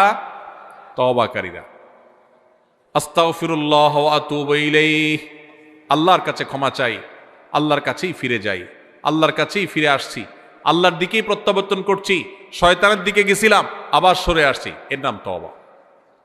ভাইরে, যেদিন নাকের ডগার নিঃশ্বাস শেষ হয়ে যাবে,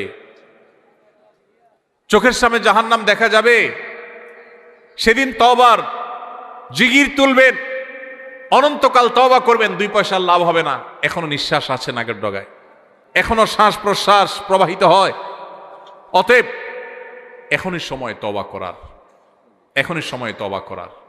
তওবার জন্য কোনো বয়সের প্রয়োজন হয় না। আমরা মনে করি বুড়া বয়সে তওবা করতে হয় না, ভাই, যৌবন বয়সেই তওবা করতে হয়। আল্লাহ আমাদেরকে আল্লাহর তওবাকারী বান্দাদের কাতারে শামিল হওয়ার তৌফিক দান করুন। তাহলে 4 নম্বর, যাদেরকে আল্লাহ ভালোবাসেন তারা হলেন কারা? তওবাকারীরা। নাম্বার 5, উত্তম রূপে পবিত্রতা অর্জনকারী।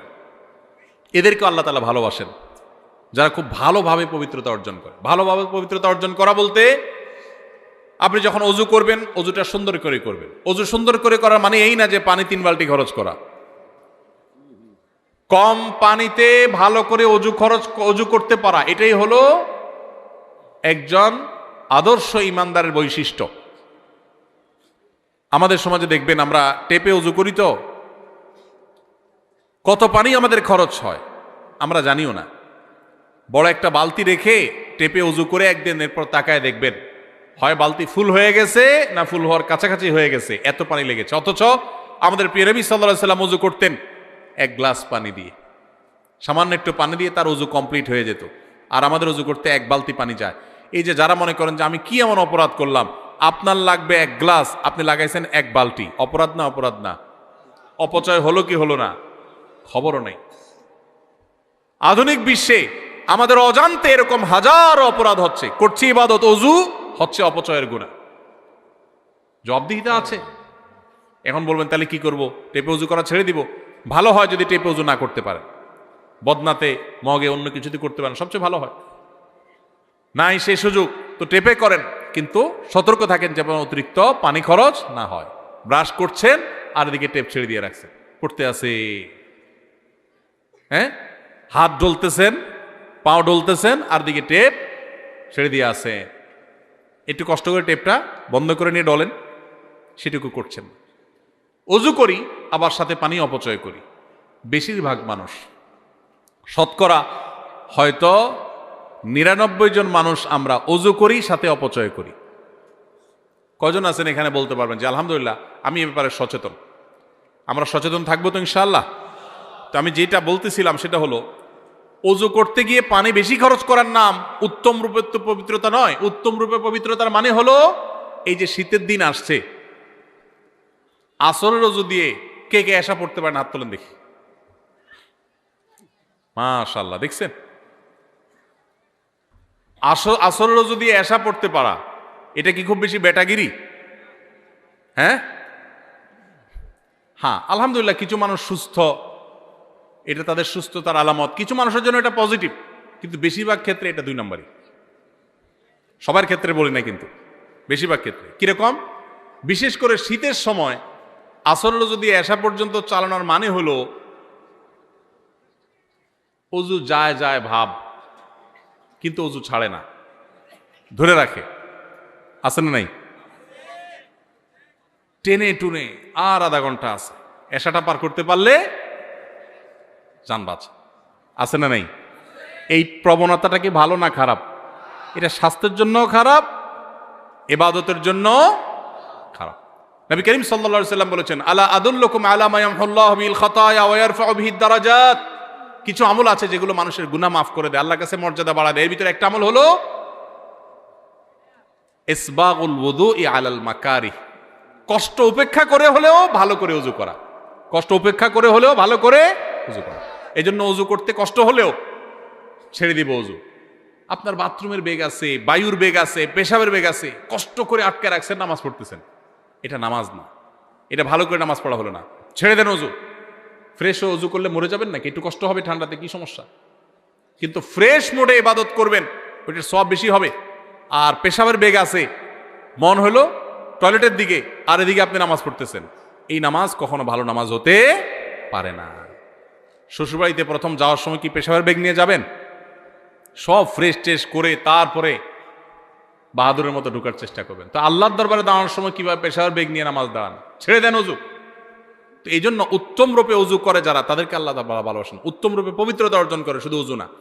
যদিও উত্তম রূপে পবিত্রতা অর্জন করার একটা সংজ্ঞা হলো যে অজুর অঙ্গগুলো ভালো করে ধোয়া, যাতে শুকনো না থাকে। নবী সাল্লাল্লাহু আলাইহি ওয়াসাল্লাম বলেছেন, ওয়াইদুল আকাবিনান নার, তোমাদের পায়ের গিরা গোড়ালি এগুলোকে জাহান্নামের আগুন থেকে বাঁচায়ও। কারণ অজুর সময়, শীতের সময় বিশেষ করে অনেক সময় দেখা যায় এগুলো শুকনো থাকে, ভালো করে ডলতে হয়। অনেকে দেখবেন যে শীতের সময় অজুখানাতে কোনো ভিড় থাকে না, দেখবেন, কারণ দ্রুত গতিতে 4G 5G গতিতে অজু হয়। হ্যাঁ, শীতের সময় অজু হয় 4G 5G গতিতে, আর গরমের সময় 2G গতিতে, নেটওয়ার্কই থাকে না। এত আস্তে আস্তে অজু, খবর নাই, কারণ আরাম লাগে। তো শীতের সময় হোক আর গরমের সময় হোক, অজুর অঙ্গগুলো ভালো করে ধোয়া। গোসল ফরজ হয়েছে শীতের দিন, কে কি মনে করবে এসব চিন্তার দরকার নেই, গোসল করবেন। ফরজ নামাজ পড়তে হবে আপনাকে, এটা মাফ নাই। যা হয় হোক আপনার নামাজ পড়তে হবে, এটা জীবন মরণের ব্যাপার। অতএব উত্তম রূপে পবিত্রতা অর্জন করতে হবে। ফরজ গোসল যখন করবেন, আগে নাপাকগুলো ভালো করে ধুয়ে পরিষ্কার করে, কাপড়ের নাপাক পরিষ্কার করে, এরপরে পুরো শরীর নাপাক পরিষ্কার করে ভালো করে ধোবেন, ভালো করে গড়গড়া করে কুলি করবেন। এটা হলো উত্তম রূপে পবিত্রতা অর্জন করা। আল্লাহ রাব্বুল আলামিন কোরআনে হাকিমে প্রশংসা করেছেন কাদের? প্রশংসা করেছেন সূরা তাওবার 108 নম্বর আয়াতে ওই সমস্ত মানুষদের যারা উত্তম রূপে পবিত্রতা অর্জন করে। আল্লাহ বলেছেন, আল্লাহু ইউহিব্বুল মুত্তাহিরিন। মসজিদে কুবা, মদিনার এই এলাকার মানুষদের প্রশংসা করে আল্লাহ বলেছেন, ফিহি রিজালুন ইউহিব্বুনা আন ইয়াতাতাহারু। এই এলাকার কিছু মানুষ আছে, এরা খুব ভালো করে পবিত্রতা হইতে পছন্দ করে, আর আল্লাহ তাআলা ভালো করে পবিত্র হওয়া মানুষদের ভালোবাসেন। এখানে ভালো করে পবিত্রতা হওয়ার অনেকগুলো তাফসীর এবং ব্যাখ্যার মধ্যে একটা হলো যে আরবের মানুষরা পানি মরুভূমিতে খুব বেশি পাওয়া যেত না, তারা অনেকে ঢিলা কুলুক ব্যবহার করে ক্ষান্ত হতো, আর কুবার মানুষেরা তারা ঢিলা কুলুক ব্যবহার করতো আর পানিও ব্যবহার করতো, অর্থাৎ ভালোভাবে পবিত্রতা অর্জন করত। এটা আমাদের মুসলমানদের একটা সৌন্দর্য, আমরা উত্তম রূপে পবিত্রতা অর্জন করা শিখেছি আলহামদুলিল্লাহ। পৃথিবীর অনেক দেশে মানুষ আছে তারা ওয়াশরুম সেরে পানি ব্যবহার করে না, আছে না নাই? আছে। তো যাই হোক, অজু হোক আর গোসল হোক, উত্তম রূপে যারা পবিত্রতা অর্জন করে এদেরকে আল্লাহ তাআলা ভালোবাসেন। এটা 5 নম্বর। নাম্বার 6, ধৈর্যশীলকে আল্লাহ তাআলা ভালোবাসেন। কাদেরকে আল্লাহ ভালোবাসেন?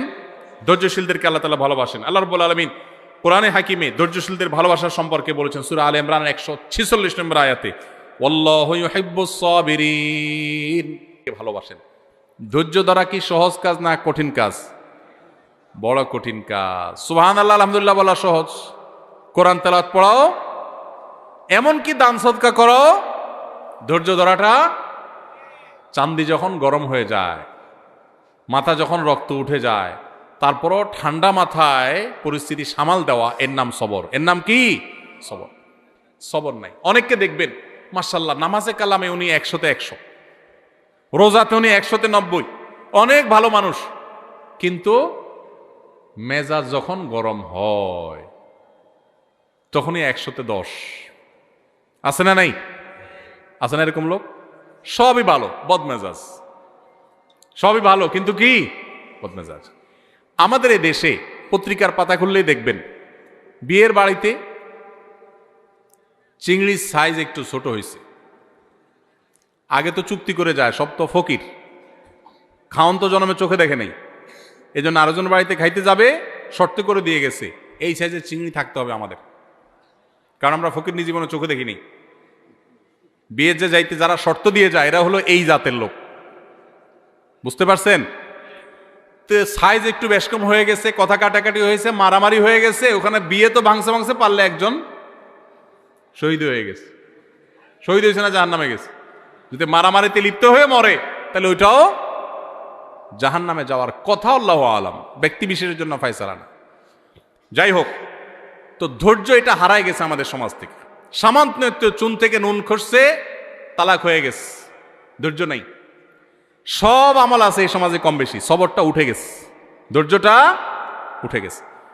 অথচ আপনারা অনেকেই হয়তো জানবেন একটা মাত্র আমল আছে, কোরআন এবং হাদিস ঘেটে আপনি যদি দেখেন, যে আমলের বিনিময় আল্লাহ তাআলা ব্ল্যাঙ্ক চেক দিয়ে যেরকম মানুষ পেমেন্ট দেয়, আল্লাহ কিয়ামতের ময়দানে সব দিবেন ব্ল্যাঙ্ক চেক দিয়া, মানে হিসেব ছাড়া। আল্লাহ বলেছেন, ইন্নামা ইউওয়াফাস সাবিরুনা আজরাহুম বিগাইরি হিসাব। যারা সবরকারী হবে, ধৈর্যশীল হবে, এদের বিনিময় দেওয়ার সময় ধৈর্য তুমি কতটা করেছ, কত ডিগ্রির করেছ, এইসব মাপজোপ দেখবেন না। আল্লাহ সবরকারীদের, ধৈর্যদারীদের হিসাব আল্লাহ তাআলা হিসাব ছাড়া দিবেন। এই জন্য সবর করবো তো ইনশাআল্লাহ। সবর করলে হিসাব ছাড়া বিনিময় পাওয়া যাবে, সবর করলে আল্লাহর ভালোবাসা পাওয়া যাবে। আল্লাহর ভালোবাসা, আল্লাহু ইউহিব্বুস সাবিরিন, আল্লাহ তাআলা ধৈর্যশীলদের ভালোবাসেন। আবার আল্লাহ তাআলা কোরআনে বলেছেন আল্লাহ তাআলা ধৈর্যশীলদের সাথে থাকেন, আছেন। তো এই জন্য ধৈর্য ধারণ করার চেষ্টা করব। ধৈর্য তিন প্রকার ভাই। এক হলো ইবাদত করতে গিয়ে ধৈর্য, ফজরের সময় নামাজ পড়তে কষ্ট হয়, একটু ধৈর্য ধারণ করে নামাজটা পড়লাম, এটা এক প্রকারের সবর। আরেকটা হলো গুনাহ ছাড়তে গিয়ে ধৈর্য, একটা অপকর্ম করতে মন চাচ্ছে কিন্তু করলাম না, এটা এক প্রকারের ধৈর্য। আরেকটা হলো বিপদ আপদ হয়েছে, মাথাটা ঠান্ডা রাখলাম। ধৈর্য বিপদে সবাই ধারণ করে, ঠেলা খাওয়ার পরে সবাই ভালো হয়, ওই ভালো হওয়ার দাম নাই। আপনার মসজিদে গেছেন, জুতার দেখেন চোরে নিয়ে গেছে, বিপদ না? বিপদ না? বিপদ। মাথাটা গরম হয়ে গেছে, চোরের 14 গোষ্ঠী ধরে গালিগালাজ করলেন, মা বাপ তুলে গালিগালাজ করলেন, ধৈর্য হইলো? হইল না। গালিগালাজ করে এখন চিন্তা করলেন যে এত গালিগালাজ করে লাভ হইল কি? চোর তো জুতা নিয়ে এখনো বেচাও শেষ হয়তো, তাহলে নিজের মুখ নষ্ট করলাম, লাভ হইল কি? এবার বলতেছেন থাক, যেহেতু চোরে নিয়েই গেছে, সাদাকার নিয়াত করলাম, থাক। এই সাদাকা হবে?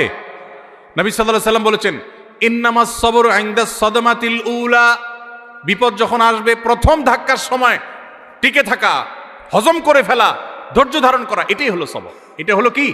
সবর। ওইটাই ধারণ করতে হবে, চেষ্টা করবো তো ইনশাআল্লাহ। তাহলে ধৈর্য ধারণ করব ভাই। ধৈর্য ধারণ করতে পারলে ধৈর্যের ফল সবসময় ভালো হয়, কখনো খারাপ হয়। ধৈর্য ধারণ করে পৃথিবীতে মানুষ ক্ষতিগ্রস্ত হয় না, বাহ্যিকভাবে ক্ষতিগ্রস্ত হলেও আল্লাহর কাছ থেকে অফুরন্ত সওয়াব পায়। এই জন্য কখনো মাথা গরম করে সবর বা ধৈর্যহীন হব না, চেষ্টা করবো তো ইনশাআল্লাহ। যদি এই একটা আমল সাথে নিয়ে যেতে পারেন, সবর করবেন। আমল করতে গিয়ে কষ্ট হয়, সবর করলেন। পাপ ছাড়তে গিয়ে কষ্ট হয়, সবাই পাপ করে মজা করে, আমি করলাম না, কষ্ট হয়। বিপদ আসছে, মাথা রক্ত উঠে, কিন্তু নিজেকে সামলাই নিলাম, কষ্ট হয়। এই কষ্টগুলো যদি হজম করতে পারেন তো মনে রাখবেন ধৈর্যশীলদের জন্যই আল্লাহ তাআলা জান্নাত দান করবেন।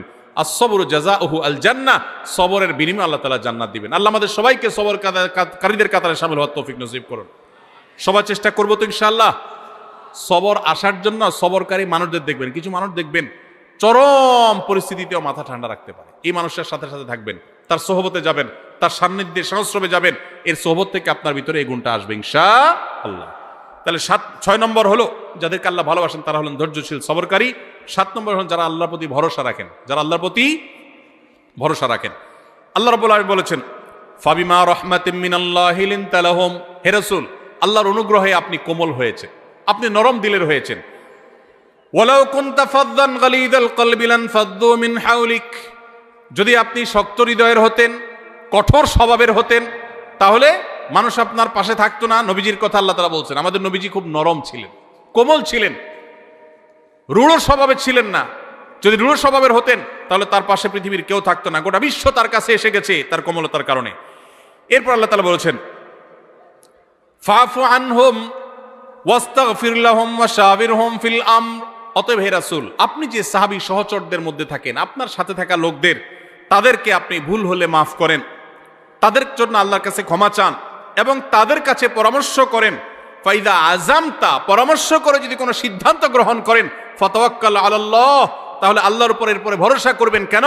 কারণ ইন্নাল্লাহা ইউহিব্বুল মুতাওয়াক্কিলিন, আল্লাহ তাআলা আল্লাহর উপরে ভরসাকারী তাওয়াক্কুলকারীদেরকে ভালোবাসেন। সূরা আলে ইমরান 159 নম্বর এই আয়াতে আমরা আল্লাহর ভালোবাসার মানুষদের 7ম প্রকারের সাথেও পরিচিত হলাম। তারা হলেন আল্লাহর প্রতি যারা তাওয়াক্কুল রাখে। কি রাখে ভাই? আল্লাহর প্রতি ভরসা রাখে। আল্লাহর প্রতি কি রাখে? ভরসা রাখে। আল্লাহর ভরসার মানে তো বুঝি আমরা না, কি? যেই কোনো কাজ করার মালিক একমাত্র কে? অতএব আমি শত চেষ্টা করব, আমার মামু খালু আছে, হাই হ্যালো আছে, যাই থাকুক, কিন্তু আমার ভরসা থাকতে হবে কার উপরে? যে হবে সেটাই যেটা আল্লাহ ফয়সালা করেন। আল্লাহ ফয়সালা না করলে বহু মামু খালু থেকেও কিছু হবে। আবার একইভাবে আমার জীবনে যত বিপদ আসুক আমি বাহ্যিকভাবে দেখছি যে আমার চোখে ধোঁয়া ছাড়া কিছু নেই, আমার দেয়ালে পিঠ ঠেকে গেছে, তারপরও আমার ভরসা থাকবে কার উপরে? আল্লাহর উপরে। আল্লাহর উপরে ভরসা থাকবে যে আল্লাহ আমাকে দেখবেন। হাসবি আল্লাহ, যে কোনো বিপদে পড়বেন হাসবি আল্লাহ, মানে আল্লাহ আমার জন্য যথেষ্ট। এটা তাওয়াক্কুলের আলামত।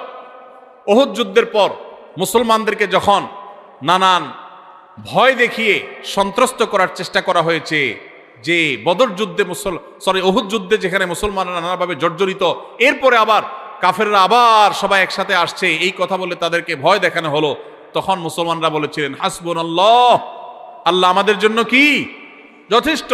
একই কথা ইব্রাহিম আলাইহিস সালামও বলেছিলেন, যখন অগ্নিকুণ্ডে তাকে নিক্ষেপ করা হয়, তিনি বলেছিলেন আল্লাহ আমার জন্য যথেষ্ট। এই জন্য কেউ যদি কোনো বিপদে কোনো আপদে আল্লাহর প্রতি ভরসা রেখে বলে আল্লাহ আমার জন্য যথেষ্ট, সত্যি সত্যি আল্লাহ তার জন্য যথেষ্ট হয়ে যায়। এই জন্য ভাই, আমরা সবাই আমাদের জীবনে যে কোনো কিছু, আপনি পরীক্ষা দিলাম, ভালো মন্দ যাই হলো, আল্লাহর উপর ভরসা রাখবো। এটা বিপদ আসছে, আমি ভেঙে পড়বো না, আমি আল্লাহর উপর ভরসা রাখবো। ইমানদার সবসময় কার উপরে ভরসা রাখবে? অসুখ হয়েছে, ওষুধ আমি সেবন করব, কিন্তু ভরসা হবে কার উপরে? আল্লাহর উপরে। বিপদ আপদ হয়েছে, 2-4-5 জনের কাছে গেছি, ভালো কথা, কিন্তু ভরসা হবে কার উপরে? আল্লাহর প্রতি। আল্লাহর প্রতি ভরসা, পদে পদে, পায়ে পায়ে। আজ বস্তুবাদের জোয়ারের জয় জয়কারের এই পৃথিবীতে মানুষ আল্লাহর উপরে ভরসা ভুলে গেছে ভাই। এখন আল্লাহর উপরে ভরসা নাই, অসুখ হলে ওষুধের কথা আগে মনে পড়ে, আল্লাহর কথা মনে পড়ে না। এটা ঈমান দুর্বল হওয়ার লক্ষণ, আলামত খারাপ। এই জন্য বেশি বেশি করে আল্লাহর কথা স্মরণ করা, বিপদ আপদে আল্লাহকে স্মরণ করার চেষ্টা করা। আল্লাহর প্রিয় বান্দাদের মধ্যে সামিল হতে হলে এই তাওয়াক্কুলকারী হতে হবে। আল্লাহ আমাদের সবাইকে তৌফিক দান করুন। তাহলে 7 নম্বর, সেই সৌভাগ্যবান মানুষ যাদেরকে স্বয়ং আল্লাহ ভালোবাসেন বলে জানিয়েছেন, তারা হলেন, তারা পদে পদে জীবনের ক্ষণে ক্ষণে সব সময় ভরসা রাখে কার উপরে? আল্লাহর উপরে। আল্লাহর উপরে যারা ভরসা রাখে তারা কখনো বেইজ্জত হয় না, তারা কখনো মন খারাপ করে না। ধরুন আমি ওনার উপরে ভরসা রাখলাম, ওনার উপরে ভরসা রাখলাম, আপনার উপরে ভরসা রাখলাম, রেখে আমার ভরসাটা ভেঙে গেল, মনটা খারাপ হবে না? খারাপ হবে না? কিন্তু যদি আমি আল্লাহর উপরে ভরসা রাখি, যে ঠিক আছে ওনার কাছে গেলাম, উনিও আমার আপন, উনিও আমার আপন, সবই ঠিক আছে, কিন্তু ভরসা আমার কার উপরে? ওনাদের উপরে আমার ভরসা নেই। ভরসা কার উপরে? তাহলে এই ভরসা যদি ভঙ্গও হয় তাহলে আমার মন খারাপ হবে। আল্লাহর উপরে ভরসা রাখার পরে যদি আমি দেখি আমি যা চাইলাম তা হইল না, তাহলে সান্ত্বনা আছে, আল্লাহ আমাকে যা চেয়েছি তা না দিয়ে হয়তো ইচ্ছে ভালো কিছু দিবেন। ঠিক না বে ঠিক? এই জন্য সবসময় আমরা কার উপরে ভরসা রাখবো? ইনশাআল্লাহ। বাচ্চাদেরকে আল্লাহর ভরসা শিখাবো, তাওয়াক্কুল শিখাবো। আমাদের থেকে হারিয়ে যাওয়া আমলগুলো, হারিয়ে যাওয়া গুরুত্বপূর্ণ বৈশিষ্ট্যগুলোর একটি হলো এই তাওয়াক্কুল। মুসলমানদের কাছ থেকে আজ হারিয়ে গেছে ভাই। আমাদের বাচ্চা বলি, বড় বলি, আমাদের মধ্যে আল্লাহর প্রতি তাওয়াক্কুল জিনিসটা নাই। বস্তুবাদ আমাদের কাছে এত নগদ নগদ সবকিছুকে পাইয়ে দিচ্ছে যে আল্লাহর কথা আমাদের আর স্মরণ হয় না। ভাইরা আমার, কোভিড-19 এসে আমাদেরকে কিন্তু তাওয়াক্কুল শিখাই দিয়ে গেছে। ঠিক না বে ঠিক? তাওয়াক্কুল শিখাইছে না শিখায় নাই? আল্লাহু আকবার। শত সহস্র ব্যবস্থা থাকার পরও ইমানদার আল্লাহর উপর তাওয়াক্কুলটাকে অগ্রাধিকার দিবে। নাম্বার 8, সর্বশেষ প্রকার হলো আল্লাহর রাহে যারা জিহাদ করেন, জীবন বাজি রাখেন, আল্লাহর নির্দেশে যারা জিহাদে থাকেন, সেই মানুষগুলো সম্পর্কে আল্লাহ তাআলা সূরা সফের 4 নম্বর আয়াতে বলেছেন, ইন্নাল্লাহা ইউহিব্বুল্লাযিনা ইউকাতিলুনা ফি সাবিলি। যারা আল্লাহর রাহে জিহাদ করে, তারা আল্লাহর রাহে জিহাদ করে কিভাবে? সফফান, সারিবদ্ধভাবে, কান্নাহুম বুনিয়ানুম মারসুস। ইন্নাল্লাহা ইউহিব্বুল্লাযিনা ইউকাতিলুনা ফি সাবিলিহি সফফান কান্নাহুম বুনিয়ানুম মারসুস। যারা আল্লাহর রাহে সারিবদ্ধভাবে দাঁড়িয়ে এরকম বৃক্ষরাজির মতো যারা জিহাদে লিপ্ত থাকে, আল্লাহ রাব্বুল আলামিন তাদেরকে ভালোবাসেন, তাদেরকে আল্লাহ পছন্দ করেন। তাহলে আল্লাহর ভালোবাসার মানুষ হতে হলে আল্লাহর রাহে জিহাদ যখন করার সুযোগ তৈরি হবে তখন জিহাদও করতে হবে। আল্লাহ তাআলা আমাদের সবাইকে আল্লাহ তাআলার প্রিয় বান্দাদের কাতারে শামিল হওয়ার তৌফিক নসিব করুন। আমি এক নজরে আবারও বলে দিচ্ছি, নাম্বার 1, যারা মুহসিন, ভালো কাজ করেন খুঁজে খুঁজে, আল্লাহ তাদের ভালোবাসেন। যারা মুত্তাকি, যারা তাকওয়া অবলম্বন করেন, তাদেরকে আল্লাহ ভালোবাসেন। যারা ইনসাফ করেন, ন্যায়নিষ্ঠ আচরণ করেন, কারোর প্রতি অবিচার করেন, আল্লাহ তাদেরকে ভালোবাসেন। নাম্বার 4, যারা তওবা করেন, কোনো অন্যায় ভুল হয়ে গেলে আল্লাহ তাদেরকে ভালোবাসেন। নাম্বার 5, যারা উত্তম রূপে ভালো করে পবিত্রতা অর্জন করে, তাদেরকে আল্লাহ ভালোবাসেন। নাম্বার 6, যারা বিপদ আপদে ইবাদত করতে গিয়ে, গুনাহ থেকে বেঁচে থাকতে গিয়ে সবর করে, সে সবরকারীদের আল্লাহ ভালোবাসেন। নাম্বার 7, যারা আল্লাহর পরে ভরসা রাখেন, তাদেরকে আল্লাহ ভালোবাসেন। নাম্বার 8, যারা আল্লাহর রাহে জিহাদে রত হন, আল্লাহ তাআলা তাদেরকে ভালোবাসেন। আল্লাহ তাআলা আমাদের সবাইকে আল্লাহর ভালোবাসা মানুষদের কাতারে শামিল হওয়ার তৌফিক নসিব করুন, বলুন আমিন। আল্লাহর ভালোবাসা অর্জন করার তৌফিক নসিব করুন, আমিন। জাযাকুমুল্লাহু খাইরা ওয়া আখিরু দাওয়ানা আলহামদুলিল্লাহি রাব্বিল আলামিন।